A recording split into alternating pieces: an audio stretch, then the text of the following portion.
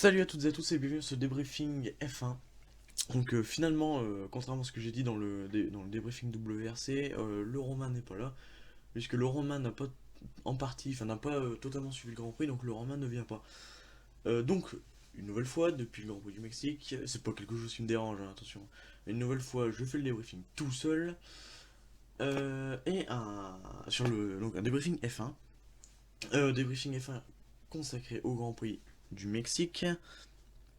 Grand Prix du Mexique, oh là là, mais moi je suis à côté de la plaque, moi. Grand Prix du Brésil. Grand Prix du Brésil qui a vu sa qualification remportée par Nico Rosberg et la course remportée par Nico Rosberg. Donc deux pôles et deux victoires de suite, ça fait du bien au moral pour l'Allemand et ça fait du bien de voir une autre tête en haut du podium que Lewis Hamilton. Donc un très bon Grand Prix avec de beaux dépassements. Donc le trio de la qualification, Rosberg, Hamilton, Vettel, reste dans cet ordre-là à l'arrivée. Donc Rosberg premier, Hamilton deuxième et Vettel troisième. Kimi Raikkonen complète le top 4. Raikkonen qui a fait une stratégie un peu décalée, c'est au lieu de faire 3 arrêts, je crois que ouais, au lieu de faire 3 arrêts, il en a fait que 2 et il en a. En fait, il a tenu très longtemps avec ses pneus médiums, avec son premier train de pneus médiums. Euh, et d'ailleurs, c'est le dernier de ceux qui sont encore dans le tour, vu que Bottas, qui est cinquième, se retrouve à un tour.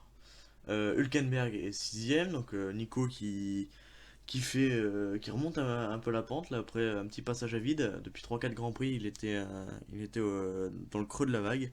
Et là, il commence à remonter. Mais bon, voilà, on a fin de saison, il reste plus qu'un Grand Prix. Donc, bon, c'est toujours ça de prix.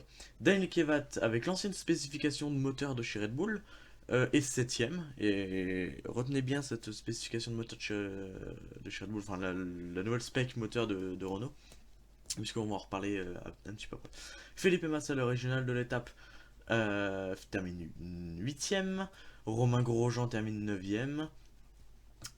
Donc une bonne course, Romain, qui a sûrement été affecté. Enfin, c'est même pas sûrement, c'est quasiment. Ouais, c'est même sûr à 100% qui a été affecté par le drame qui s'est déroulé à Paris ces derniers jours. Donc 9ème, Max Verstappen 10ème, qui nous a fait deux beaux dépassements. Je vais pas non plus dire qu'ils étaient exceptionnels, vu qu'il a quand même vachement forcé. Il nous a fait un dépassement sur Perez et un dépassement sur Maldonado. C'était des beaux dépassements, mais c'est pas exceptionnel. Je trouve qu'il a vraiment beaucoup forcé. Mais il arrache quand même le point de la 10ème place. Pastor Maldonado justement est 11ème. Daniel Ricciardo avec la nouvelle spec du moteur Renault pour Red Bull termine 12ème. Donc ils avaient utilisé leurs 12 jetons pardon, de développement. 12 ou 11, je sais plus, c'est pas grave. Pour un nouveau moteur, et finalement il est moins puissant. Enfin, je sais pas s'il est moins puissant, mais en tout cas il est une baisse de vitesse de pointe. Sergio Perez est 13ème. Là par contre, c'est à l'inverse de son coéquipier allemand. Perez il commence à tomber dans le creux de la vague sur cette fin de saison. Voilà, il sortait de 4 Q3. 4 Q3 d'affilée et 4. Alors je sais plus si c'est 4 résultats dans les points d'affilée aussi. Mais en tout cas, il est sorti de 4 bons résultats. Et là ça retombe là. Felipe Nasser, le deuxième régional de l'étape, termine 14ème. Jenson Button 15ème, suivi de près par son coéquipier de chez McLaren, Fernando Alonso, qui termine 16ème. Marcus Ericsson termine 17ème.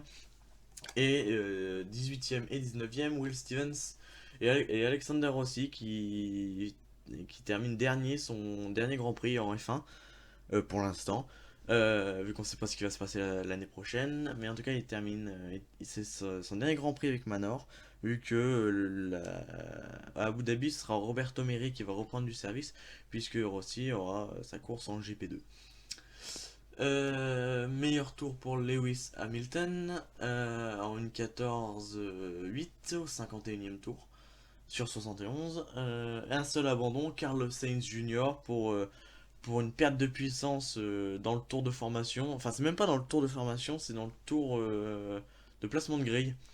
Vu que, vous savez, ils sortent des stands, ils font un tour, ils se mettent sur la grille, puis après tour de formation, on se remet sur la grille et départ. Et ben dans le tour de sortie des stands pour se mettre sur la grille, perte de puissance, rentrer au box, on a pu réparer, il est parti des stands, enfin on a pu soi-disant réparer, il est reparti, enfin il a pris le départ des stands, et dans le premier tour, grosse perte de puissance, la voiture est immobilisée à la sortie du double gauche, à la remontée. Drapeau jaune, Carlos Sainz qui descend, voilà, premier tour, et puis c'est déjà fini.